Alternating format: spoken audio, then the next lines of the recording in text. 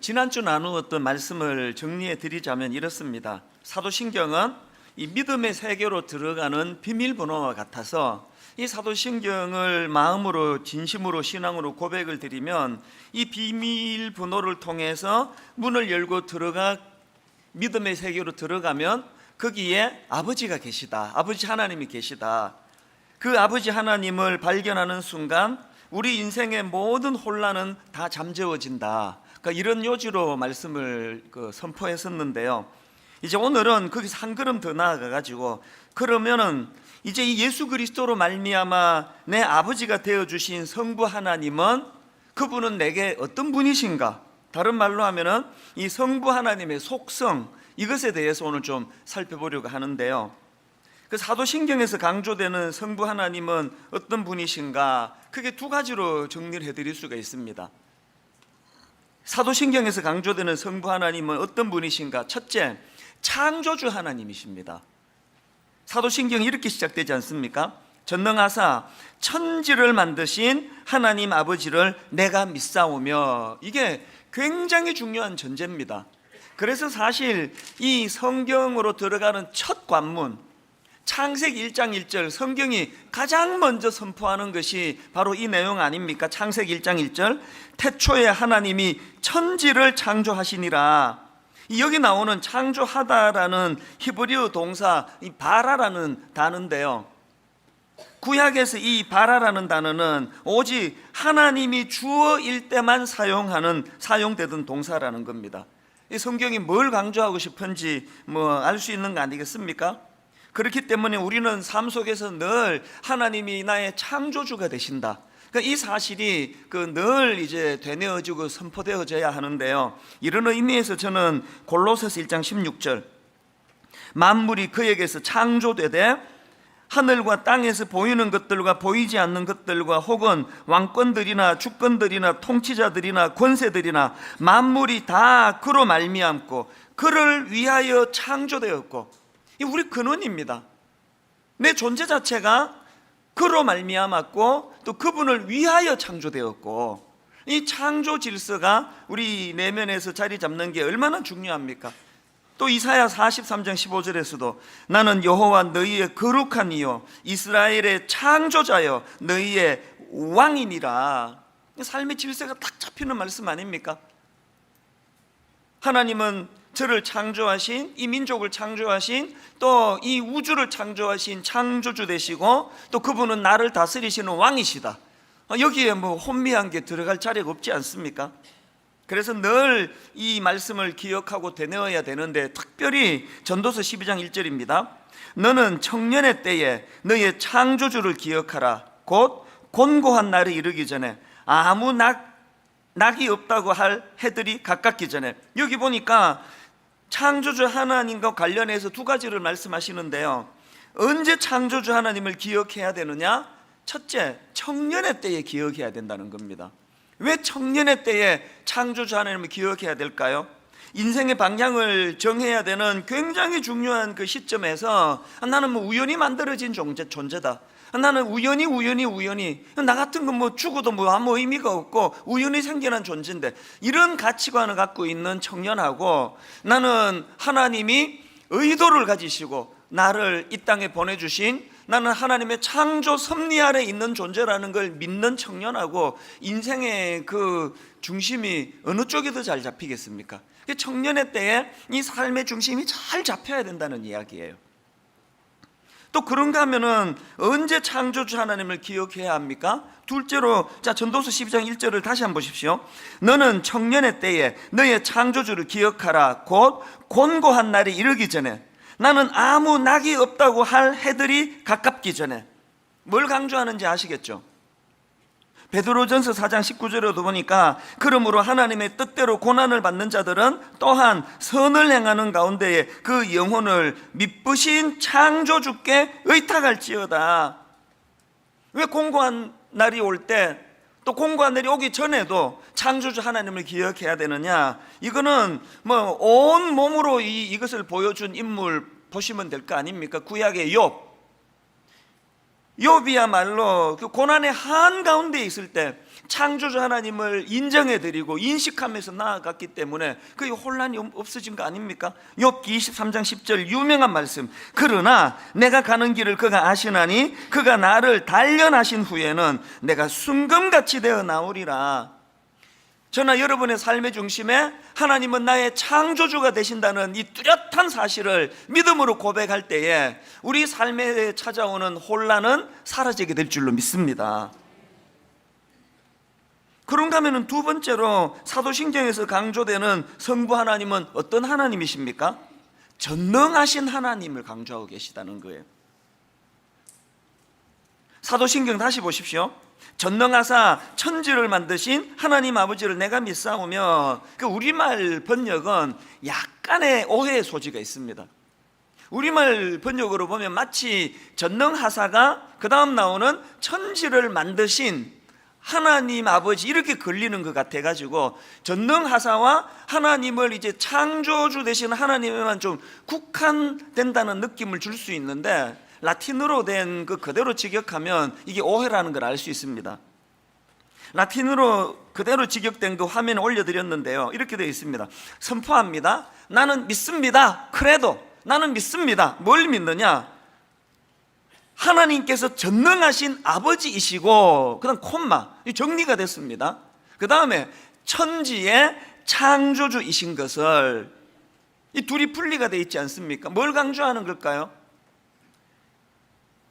우리 성부 하나님의 전능하심은 천지를 창조하신 거기에만 국한되어 있지 않습니다.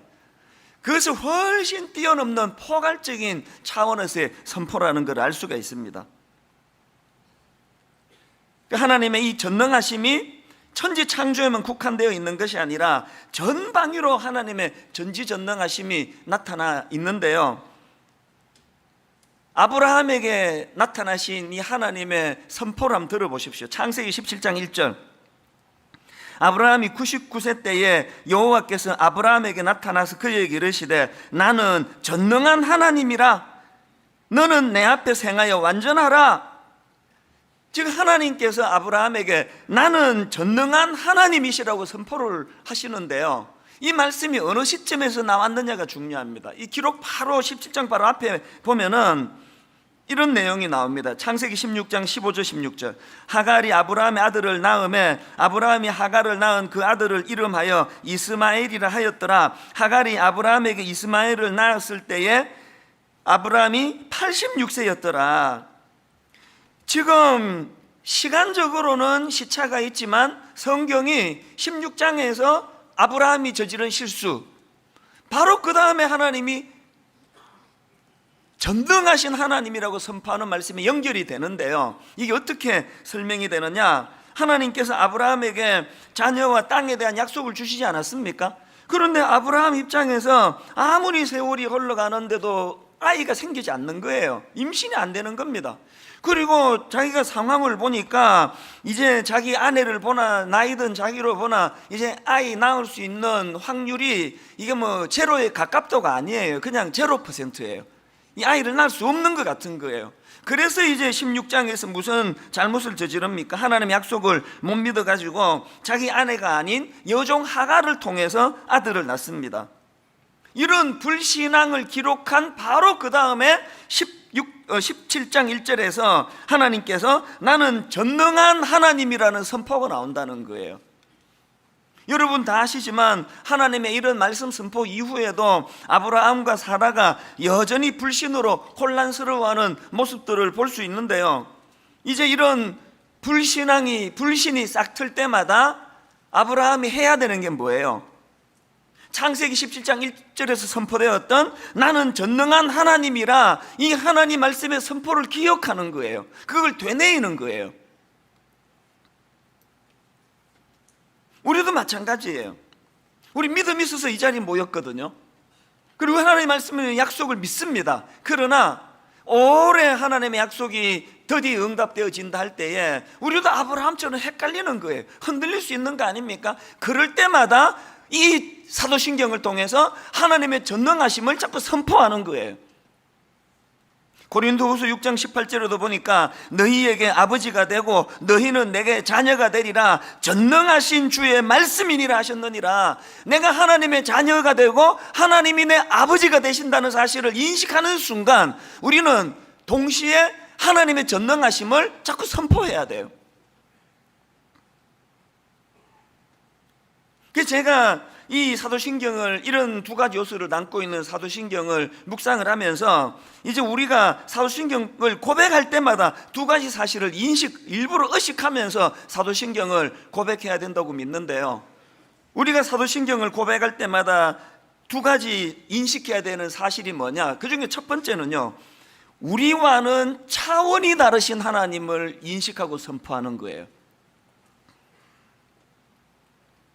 만약에 우리가 창조주가 되시는 하나님, 또 전능하신 전능자 되신 하나님, 이 하나님에 대한 고백이 일어난다고 한다면 그 내용들은 한마디로 우리와는 차원이 다르신 하나님, 이걸 선포하는 거 아닙니까? 이런 면에서 오늘 본문 이사야 40장 26절, 너희는 눈을 높이 들어 누가 이 모든 것을 창조하였나 보라. 주께서는 수효대로 만상을 이끌어내시고 그들의 모든 이름을 부르시나니 그의 권세가 크고 그의 능력이 강함으로 하나도 빠짐이 없느니라. 중요한 건요, 이 이사야 40장 26절이 나온 배경이에요. 지금 이사야 40장은 바벨론 포로로 끌려갈 하나님의 백성들에 대한 예언의 말씀이 나오는 말씀들이에요. 이제 범죄함으로 포로로 끌려가게 될 그들이 뭘 늘 기억해야 돼요? 이 나라가 망하고 우리는 바벨론 포로로 끌려가지만 여전히 하나님은 우리를 창조하신 하나님이시고 여전히 하나님은 전능하신 하나님이시다, 이 사실을 되뇌라는 거예요. 이게 절망이 아니라는 거예요. 뭔 일로 마음이 무너지고 막 일어날 힘이 없고 그럴 때 이거 되뇌이는 겁니다. 하나님은 여전히 강한 하나님이시고 하나님은 내게 여전히 우리와는 차원이 다르신 하나님이심을 인정해 드릴 때 내 힘으로 헤어나오는 게 아니에요. 하나님께 관계가 회복이 될 때 하나님께서 강력함으로 나를 일으켜 세워주실 것이다, 이걸 회복하는 게 신앙이거든요. 그렇기 때문에 저나 여러분 삶 속에서 자주 이 우리와는 차원이 다르신 하나님, 이 차원에서 사도신경이 고백되어져야 한다는 겁니다. 마태복음 14장에 보면은요, 이처럼 우리가 우리 인생과는 차원이 다르신 하나님을 선포할 때 거기에 얼마나 놀라운 능력이 나타나는가를 보여주는 게 마태복음 14장입니다. 마태복음 14장에 보면은요, 지금 예수님은 기도하러 산으로 가시고 안 계시는데 제자들끼리 배를 타고 가다가 풍랑을 만납니다. 풍랑으로 죽을 고생을 하는데요, 이제 자기들 힘으로는 이 파도를 잠재울 수 없다는 절망감에 휩싸여 있을 때 밤 사경에 주님이 나타나세요.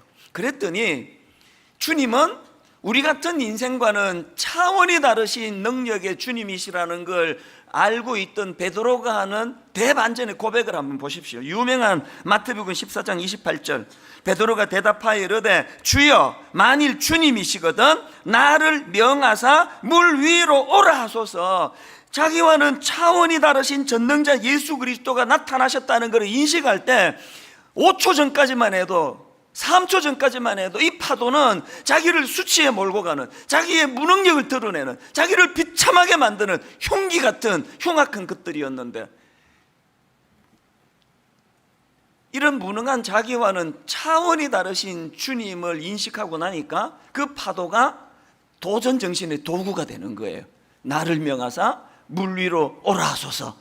여러분 어떤 난관에 지금 부딪혀 계세요? 무엇으로 여러분의 한계에 직면해서 초라한 자리에 빠져 계시는지 모르겠습니다만 그 순간에 우리 인생과는 차원이 다르신 하나님을 바라보시기를 바랍니다. 그 하나님은 우리의 이 비참하게 만드는 악한 도구를 하나님 앞에 주님 이름으로 도전하게 만드는 능력의 도구로 바꾸어 주실 줄로 믿습니다. 근데 베드로의 한계가 뭔지 아시죠? 그렇게 자기와는 차원이 다르신 주님을 향한 믿음을 가지고 물로 뛰어들었는데 계속되는 그 파도를 보면서 30절, 바람을 보고 무서워 빠져가는지라. 여기 뭐 대부분의 믿음 좋은 분들이 이 단계예요. 저 믿음이 좀 있어서 신학교 갔거든요.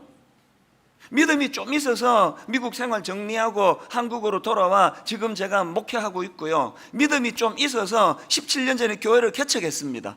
그러나 계속되는 파도, 이 문제가 지나가면 저 문제가 오고 저 문제가 지나가면 이 문제가 오고 계속 이런 어려운 일들이 겹치면은 딱 30절, 바람을 보고 무서워 빠져가는지라. 두려워 잠을 이루지 못할 때도 있고, 믿음이 도대체 이게 다 어디로 가버렸나, 그렇게 불면의 밤을 보낼 때가 있는 게 그게 인간이에요. 그러나 여러분, 지금 비록 베드로가 참 믿음 없음으로 초라한 자리를 보이지만 그 자리에서 베드로가 보여주는 모범이 뭡니까? 자, 무게를 달리해서 30절 다시 한번 보십시오. 바람을 보고 무서워 빠져가는지라 그때 베드로가 소리 질러 이르되 주여 나를 구원하소서. 이게 또 정답이에요. 제가 믿음이 있어서 목사가 됐지만 저의 불신앙으로 말미암아, 저의 믿음 없음으로 말미암아 자주 두렵고 자주 마음에 가슴 두근거림이 있고 이런 일이 있다 할지라도 바로 그 순간에 어떻게 하면 된다고요?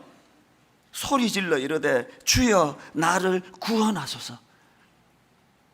그렇기 때문에 저는요, 그 마가복음 9장에 나오는 그 아버지 있잖아요. 막 귀신 들려가지고, 아들이 귀신 들려가지고 막 거품을 물면서 그렇게 쓰러지는 그 처참한 그 억장에 무너지는 그 아버지의 그 신앙 고백, 이게 마가복음 9장 24절이거든요. 그 아버지가 주님께 이렇게 소리 지릅니다. 곧 그 아이의 아버지가 소리를 질러 이르되 내가 믿나이다, 나의 믿음 없는 것을 도와주소서. 이 모순 아닙니까? 방금 믿는다 그래 놓고, 내가 믿나이다 그래 놓고 나의 믿음 없음을 도와주소서. 이게 모순 같지만요, 이게 진짜 이게 모범 답안이에요. 다시 말씀드립니다. 저 믿음이 있어서 신학교 갔습니다. 믿음이 있어서 교회를 개척했거든요. 그러나 매일 아침 매일 저녁 되뇌어야 되는 건 주님, 이 종의 믿음 없음을 불쌍히 여겨주시기를 원합니다. 계속 되뇌어야 돼요. 믿음이 있었기 때문에 내 물로 분명히 뛰어들었거든요. 막 미국 시민권도 반납하고, 막 믿음이 있었기 때문에 물로 뛰어들었지만 계속 일어나는 파도를 보면서 두려워 빠져 들어가는 그것도 또 저예요. 삶 가운데 이런 일이 일어날 때마다 우리는 사도신경을 고백하면서 파도가 일렁이는 세상을 바라보는 것이 아니라 여전히 우리와는 차원이 다르신 창조주 되시는, 우리와는 차원이 다르신 전능하신 하나님을 의지하며 그분에게로 시선을 고정시키는 그런 저와 여러분 되시기를 바랍니다. 그런가 하면 두 번째로요, 우리가 사도신경을 고백하면서 기억해야 될 게 하나 더 있습니다. 그게 뭐냐? 섭리를 기억해. 섭리. 우리 삶에 개입하시는 하나님. 이 섭리라는 단어 오늘 머릿속에 완전히 각인시켜야 돼요. 이 섭리가 뭐냐? 이신론의 정반대편에 있는 게 섭리예요. 이신론은 뭐냐? 이신론이라고 들어보셨습니까? 이신론은요, 딱 한마디로 말하면 이거예요. 하나님께서 우주를 창조하기는 하셨지만 그 하나님이 만드신 피조 세계에 대하여 하나님이 관여는 하지 않으신다, 상관하지 않으신다. 이 이신론이에요.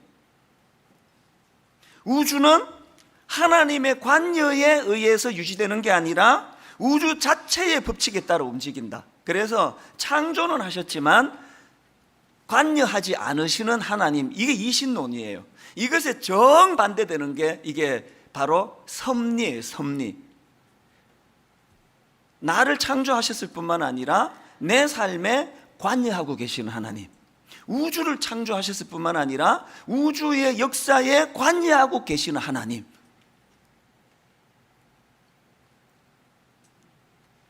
하이델베르크 요리문답 제27문에 이런 질문이 있습니다. 하나님의 섭리란 무엇입니까? 섭리가 무엇이냐는 질문에 답을 한번 들어보십시오. 섭리란 하나님께서 항상 지니고 계신 전능하신 능력으로서 하나님께서는 그것으로 하늘과 땅과 모든 만물을 붙드시고 다스리십니다. 따라서 꽃잎과 풀잎, 비와 가뭄, 풍년과 흉년, 양식과 음료, 건강과 질병, 번영과 궁핍, 이 모든 것들이 사실상 우연히 다가오는 것이 아니라 그의 자애로운 손길로부터 오는 것입니다. 이걸 믿는 게 섭리예요. 여러분이 섭리를 믿는 게 그 삶에 얼마나 놀라운 영향을 미치는가를 두 인물을 제가 들어서 제가 설명을 드릴게요. 여러분이 잘 아시는 요셉, 섭리를 믿는 사람이었거든요. 그랬더니 배다른 형제들이 막 요셉을 얼마나 괴롭힙니까? 그 배다른 동생이 아버지 사랑을 받는 걸 못 견뎌가지고 질투의 화신이 돼가지고 막 요셉을 죽이려 그러질 않나. 나중에 애굽에 팔아버리잖아요. 그렇게 어린애가 애굽에 가서 그래도 살아보겠다고 바등바등 거리는데 또 그 이상한 여자를 만나가지고 또 여러분이 요셉같이 이 고결한 인품을 가진 사람이 세상에 성폭행 미수범으로 감옥에 갔다. 이게 아무렇지도 않은 사람도 있겠지만요, 요셉 같은 고결한 사람은 이 자체를만 못 견뎠을 것 같아요. 내가 성폭행 미수범이라니. 그렇게 감옥에 들어가 억장이 무너지는 세월을 보냈을 텐데, 그런데 요셉 상처가 없는 거 다 아시잖아요. 이게 어떻게 가능했느냐? 섭리 신앙 때문이에요. 나중에 요셉이 이 모든 난관을 다 이겨내고 그 배다른 형제들을 만났을 때 요셉이 했던 유명한 말 다 아시잖아요. 창세기 45장 8절, 그런즉 나를 이리로 보내이는 당신들이 아니요 하나님이시라. 이게 섭리예요, 섭리. 그리고 이 섭리를 설명하는 요셉의 더 유명한 말씀, 창세기 50장 20절, 당신들은 나를 해하려 하였으나 하나님은 그것을 선으로 바꾸사. 다시 들어보세요. 당신들은 나를 해하려 하였으나 하나님은 그것을 선으로 바꾸사 오늘과 같이 많은 백성의 생명을 구원하게 하시려 하셨나니. 인생은 딱 두 종류밖에 없습니다. 당신들은 나를 해하려 하였으나, 이것밖에 없는 인생이 있어요. 막 허구한 날 막 울분, 원망, 당신들은 나를 해하려고 해가지고, 당신도 나를 해하려고 해가지고 막 해서 맨날 슬퍼요. 막 맨날 분노가 많아요. 막 이게 복수해 버려야지, 이놈의 것들, 이 세상에 불질러 버려야지. 맨날 나만 억울하고, 만나는 사람마다 나를 해하려고 하고, 저것도 그렇고 이것도 그렇고, 이런 막 울분으로 꽉 차 있는 그런 인생이 있고요. 그런가 하면은 그 울분의 사다리를 타고 섭리로 건너가는 인생이 있습니다. 요셉, 당신들은 나를 해하려 했으나 하나님은 그것을 선으로 바꾸사. 이런 섭리신앙을 갖고 있으니까 요셉에게는 상처의 흔적이 없고, 그것이 요셉을 우뚝 선 난관을 이기게 만드는 능력의 도구가 된 거 아닙니까? 오늘 여러분 이 복잡한 세상 다윗 바울의 고백대로 막 사방으로 애워쌈을 당하는 이 낙심된 상황에서 헤어나올 사람이 누가 있습니까? 저처럼 노출된 사람은 이건 말로나 못합니다. 막 그냥 도마 위에 올려놓고 막 조명에 너무 눈이 부셔가지고 지금 누가 지금 총 쏘는지 아무도 몰라요. 총알이 어디서 날라오는지 모릅니다. 매일이 상처예요. 매일이 억장이 무너지고, 매일이 모함이고, 듣지도 보지도 못한 것들로 올가미를 갖다 씌우려고 그러고, 이대로 그냥 가면은 저는요 제 명대로 못 삽니다. 우울증, 울분, 화병, 정상에 또 조금 있기는 해요. 그러나 어떻게 견뎌내는지 아세요? 당신들은 나를 해하려 하였으나 하나님은 그것을 선으로 바꾸사. 이 섭리신앙이 저를 살려내는 거예요. 그런가 하면 다윗을 한번 보세요. 다윗, 사무엘하 16장에 보면은요 참 억장이 무너지는 상황이에요. 자식이라고 그 압살롬, 그 아주 페류나 같은 놈의 자식, 권력에 눈이 어두워가지고 그 아버지 목에다 칼을 들이댄 인간이 압살롬 아닙니까? 세상에 여러분, 아비로서 이것보다 절망이 있겠습니까? 자식이 쿠데타를 일으켜요. 너무나 비참한 마음으로 지금 왕궁을 빠져나가고 있는데 꼭 이럴 때 등장하는 그 심의, 안 그래도 죽을 것 같은 다윗의 상처에 막 소금을 뿌려대는 짓을 합니다. 저주를 하고 막 돌을 던지고 막 조롱을 하고. 시므이는 사울왕 가문의 사람이기 때문에요, 시므이 입장에서는 또 이해가 돼요. 그러나 지금 여러분 다윗 일행 입장이 지금 안 그래도 죽을 것 같아서 지금 뭐 숨만 겨우 쉬고 도망을 가는데 거기다 대고 막 저주를 퍼붓고 돌을 던지고 그러니까요, 다윗을 따르던 신하들이 격분한 거예요. 그래서 이제 자 사무엘하 16장 9절에서 보십시오. 스루야의 아들 아비새가 왕께 여짜오되 이 죽은 개가 어찌 내 주 왕을 저주하리이까? 청하건대 내가 건너가서 그의 머리를 베게 하소서. 무슨 의미인지 아시겠죠? 왕이요, 우리 아무리 급하지만 이런 인간은 내버려 두면 안 됩니다. 말씀만 하시면 내가 목을 베버리겠습니다. 그렇게 그냥 막 울분을 표하니까 이 신하의 충언에 반응하는 다윗의 반응을 한번 보십시오. 바로 그 다음 10절입니다. 왕이 이르되 스루야의 아들들아, 내가 너희와 무슨 상관이 있느냐? 그가 저주하는 것은 여호와께서 그에게 다윗을 저주하라 하심이니 네가 어찌 그리 하였느냐 할 자가 누구겠느냐? 섭리신앙을 가진 다윗의 놀라운 고백이에요. 그 사람 맞상대하지 않겠다는 거예요. 저렇게 자기를 향해 돌을 던지고 저주를 퍼붓는 저 심의의 말조차도 저 사람의 저주를 통해서 하나님이 내게 무슨 깨우침에 무슨 경고의 말씀을 주실지 어떻게 아느냐? 우리가 상대할 사람은 저 심의가 아니라 여호와 하나님이시다. 이게 다윗이 보여주는 모습입니다. 오늘 우리는 대인관계에서 왜 이렇게 상처를 받는 겁니까? 오늘 우리는 살아가다가 환경에 함몰돼서 왜 억장이 무너지는 그런 일들을 자주 직면해야 되는 겁니까? 대안은 없습니까? 어떻게 하면 이 상처투성인 인생을 극복할 수 있습니까? 사도신경을 고백할 때마다 그 질문을 던지시기를 바랍니다. 사도신경을 고백할 때마다 하나님의 섭리, 하나님은 나를 창조하신 분이실 뿐만 아니라 오늘도 내 삶에 개입하고 계시는 분이다. 저 내게 상처를 주는 저 사람의 말을 통해서도 하나님은 선한 뜻을 이루어가고 계신다. 다윗처럼 그렇게 고백을 하니까 상처가 없는 거 아닙니까? 나중에 다윗 왕이 다시 왕궁으로 복귀할 때 시므이가 납작엎드려 용서를 구합니다. 용서하기가 이게 쉬운 일이겠습니까? 그런데 용서를 해요. 어떻게 가능할까요? 다윗은 하나님을 상대하기 때문이거든요. 저는 이번 정진영 목사 수요 설교 사건을 겪으면서 하나님께 많이 기도했습니다. 아버지, 저도 요셉같이 반응하기 원합니다. 아버지, 저도 다윗처럼 반응하기 원합니다. 사람을 상대하지 않기 원합니다. 여러분, 다윗 입장에서 자기를 저주하는 원수도 용서를 하는데, 지금 정진영 목사 수요 예배 끄는요, 이 원수 상대하는 거 아닙니다. 형제예요. 여러분, 형제입니다. 오해할 수 있습니다. 오해 풀어드리면 되는 거예요. 문제를 복잡하게 갖고 가시면 안 되는 거 아닙니까? 하나님의 섭리를 개입하는 거예요. 여러분에게 그런 말을 했지만 위로해 준다고 해주시는 말씀 앞에 한결같이 말했습니다. 저를 살려준 건 새벽이라고요. 오후 저녁에 막 복잡하고 막 혼미하고 뭐 이거 어떻게 풀어야 될지 모르는 그런 혼란스러운 상황이 있을 때 그냥 일찍 자는 거예요.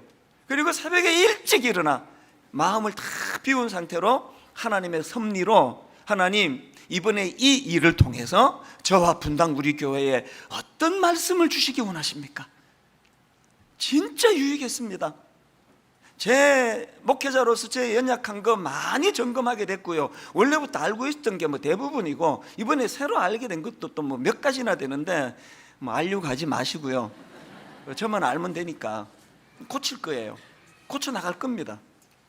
분당 우리 교회가 뭐 복지재단 또 이웃사랑 여러 가지 일 좀 한 것 같고 거들먹거리지도 않았지만, 그러나 여전히 우리 교회가 대사회에 대하여 해야 될 일들이 있는데 못한 거 이번에 많이 발견됐습니다.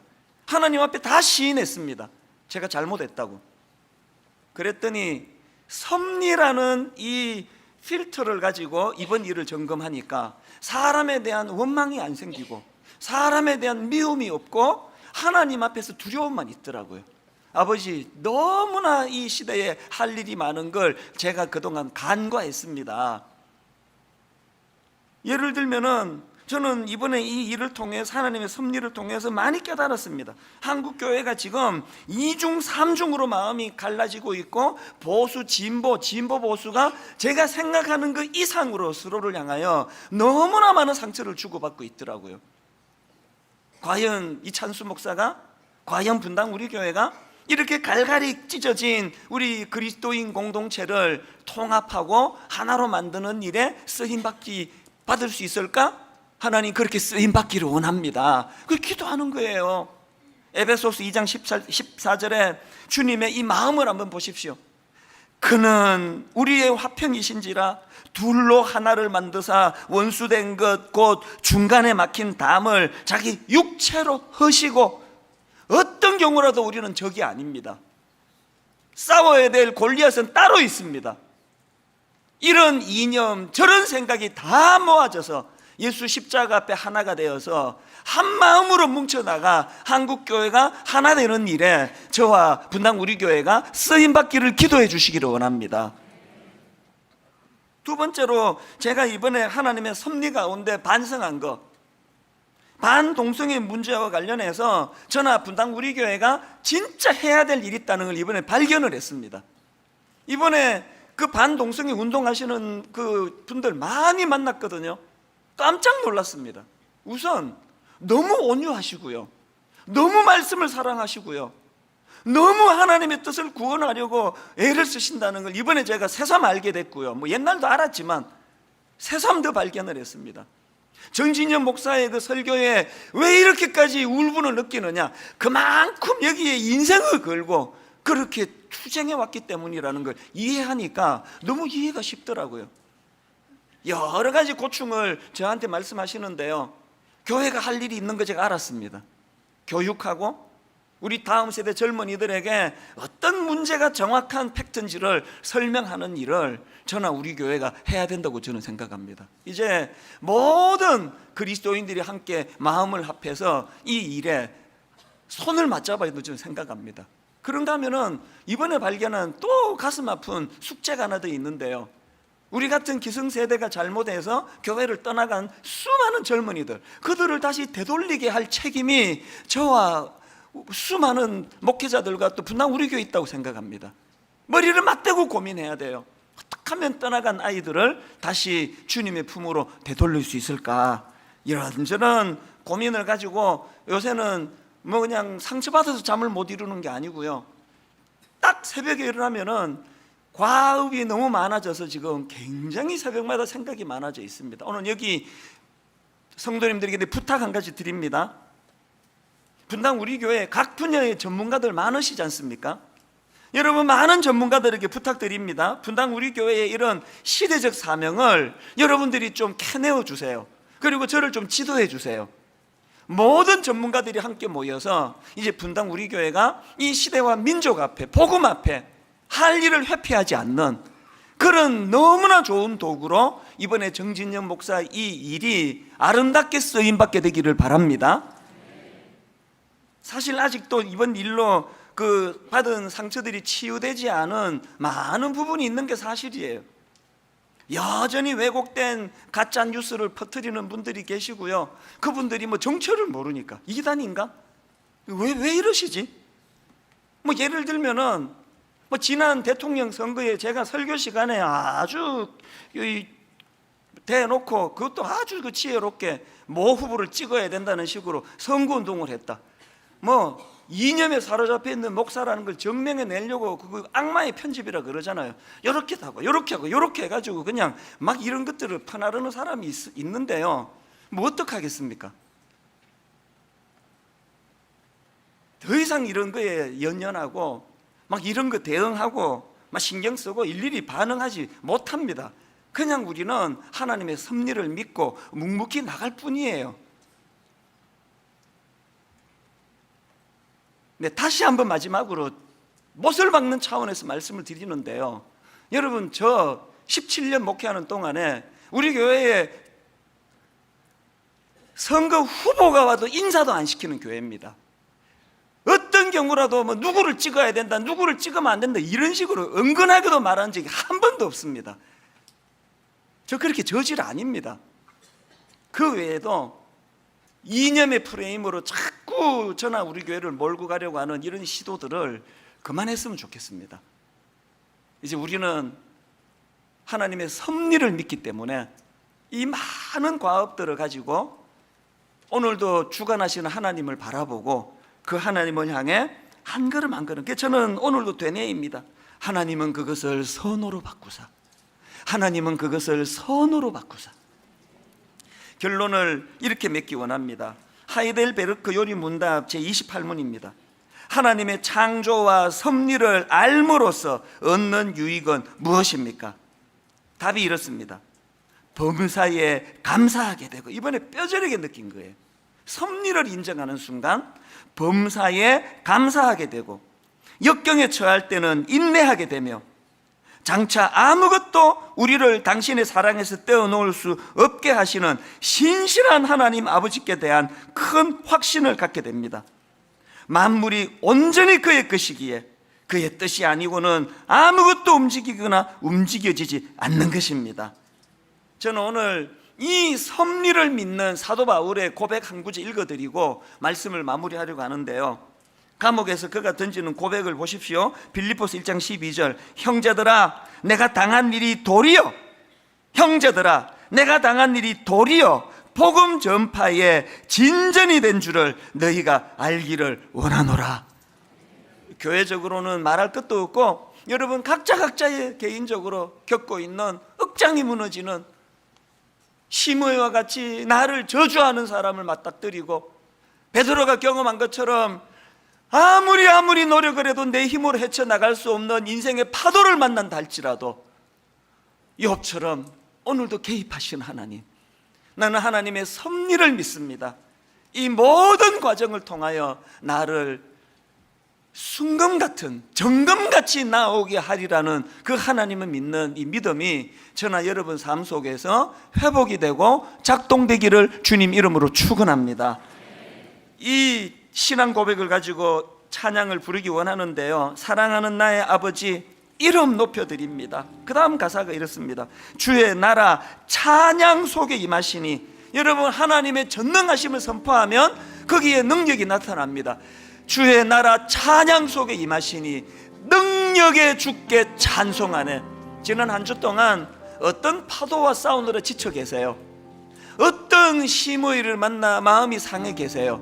이것들을 한 번에 몰아내는 능력의 주님을 찬양하는 시간 되기 원합니다. 우리 이렇게 찬양합니다. 사랑하는 나의 아버지,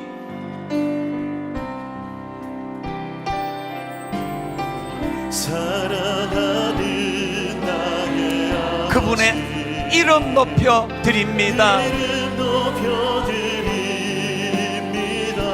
주의 나라 찬양 속에 임하시니 찬양 속에 임하시니 능력의 주께 찬송하네. 주께 찬송하네. 전능하신 하나님 찬양, 하나님 찬양, 언제나 동일하신 주, 전능하신 하나님 찬양,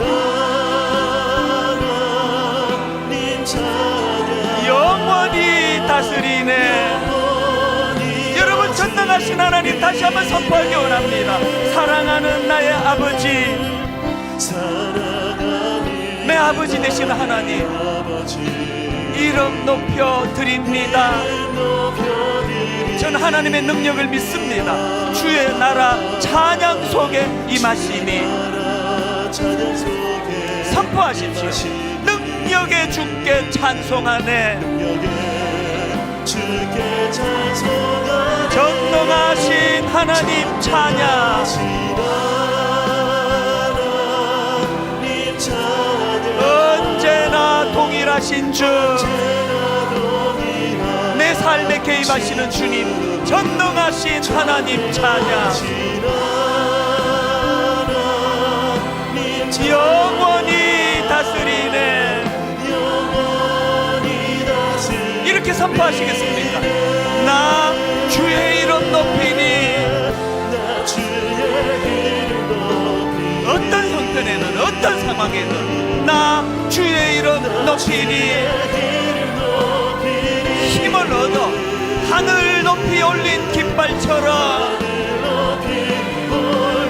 다시 한번 힘을 얻어 주의 이름 높이리.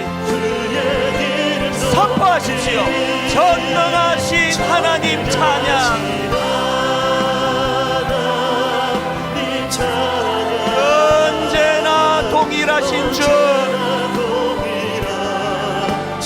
전능하신 하나님 찬양. 영원히 다스리네. 우리 다시 한번 힘을 얻어 한 번 더 선포합니다. 나 주의 이름 높이리. 온 힘을 다하여 나 주의 이름 높이리.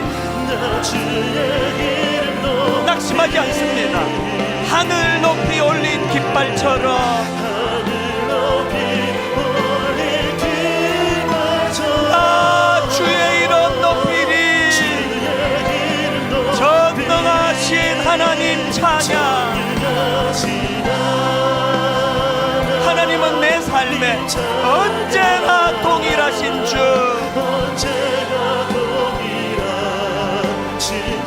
전능하신 하나님 찬양. 영원히 다스리네. 내 마음이 힘에 겨워 지칠지라도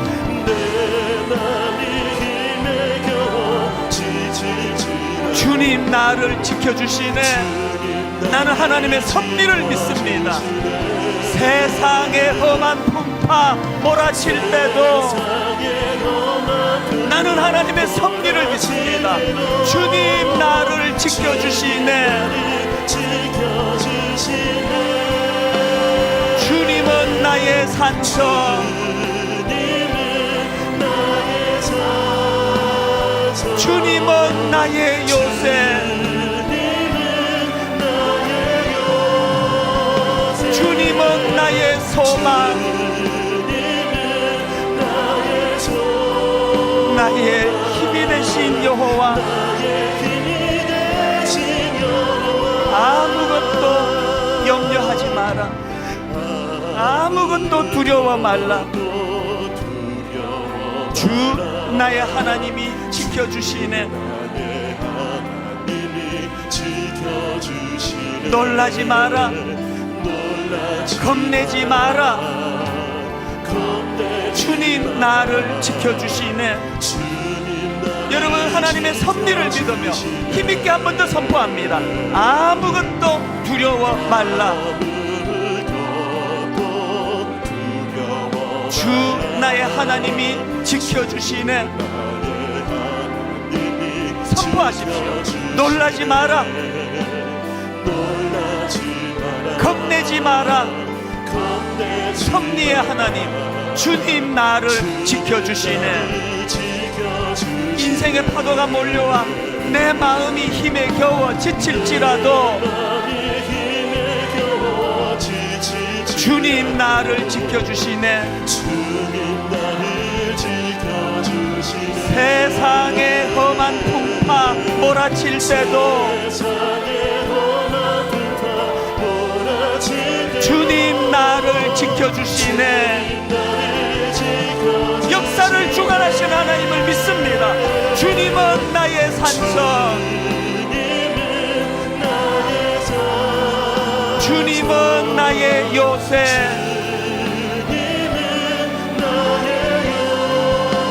주님은 나의 소망, 나의 힘이 되신 여호와여. 우리 마지막으로 한 번 더 선포하기 원합니다. 주님은 나의 산성, 내 인생을 주관하신 하나님 아버지. 주님은 나의 요새, 주님은 나의 소망, 나의 힘이 되신 여호와.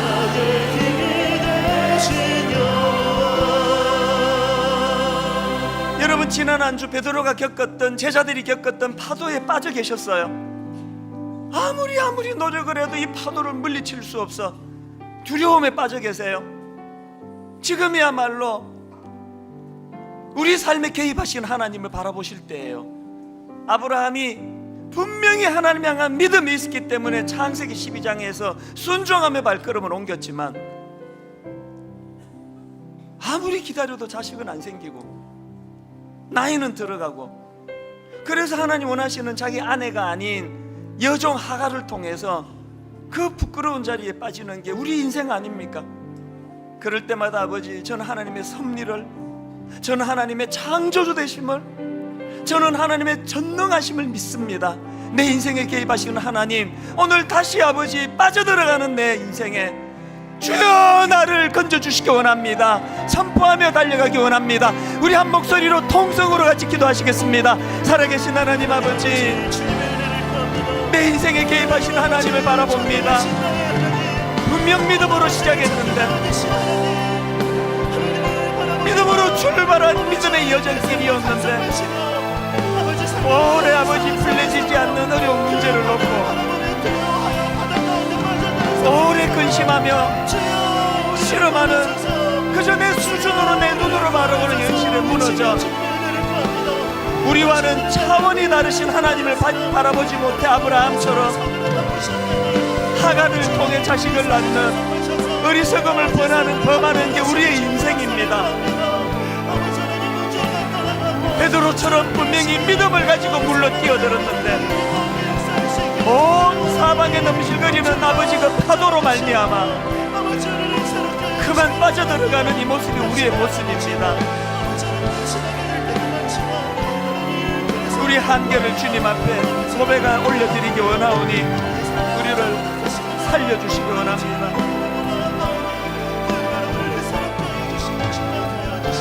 하나님 아버지, 은혜가 우리를 견인할 수 있도록 은혜 주시기 원합니다. 지난 몇 주 동안 너무나 두렵고 불안하고 우리 힘으로 지켜낼 수 없을 것 같은 마음의 근심으로 참 힘든 시간을 보냈지만, 하나님의 섭리하심이라는 이 잣대를 가지고 들여다봤을 때 이번에 우리가 겪은 이 일들은 하나님이 허락하신 축복의 도구인 줄로 믿습니다. 다시 한번 우리 교회를 돌아보고 담임 목사인 저를 위시한 모든 중직자들의 삶을 점검하면서 겸손히 하나님의 말씀 앞에 반응하기를 원합니다. 우리의 교만을 꺾는 계기가 되게 하여 주시옵소서. 우리가 상대하는 것은 사람이 아닙니다. 더군다나 믿는 형제가 아닙니다. 어떤 경우라도 긍휼의 손으로 그들을 보듬어 안고 어떻게 해서든지 간에 너무나 다른 요소들을 많이 가지고 있는 그들이지만 예수 십자가라는 공통점 하나 붙들고 그들을 품고 사랑하고 하나 되어가는 일에 분당 우리 교회가 쓰임받도록 주님 인도하여 주시옵소서. 오늘도 믿음으로 발걸음을 내디뎠지만 여전히 그치지 않는 파도로 말미암아 베드로처럼 물속으로 빠져들어가는 성도님들이 있다면 오늘 이 섭리, 하나님의 섭리가 저들 마음의 능력이 되어서 다시 주님 바라보며 물 위를 걷는 기적을 회복시켜 주시옵소서. 그 은혜의 자리로 나가기를 갈망하는 모든 자들마다 오늘 이 예배가 주님이 여전히 나를 사랑하고 계시는 증표가 될 수 있도록 인도하여 주시옵소서. 감사드리옵고 예수님 이름으로 기도드립니다. 아멘. 우리 다 자리에서 일어나셔서 찬송가 96중 1절입니다. 우리 주님이 어떤 분인가를 선포하고 예배를 마무리하겠습니다. 예수님은 누구신가? 우는 자의 위로와 없는 자의 풍성이며 천한 자의 높음과 잡힌 자의 노임되고 우리 기쁨 되시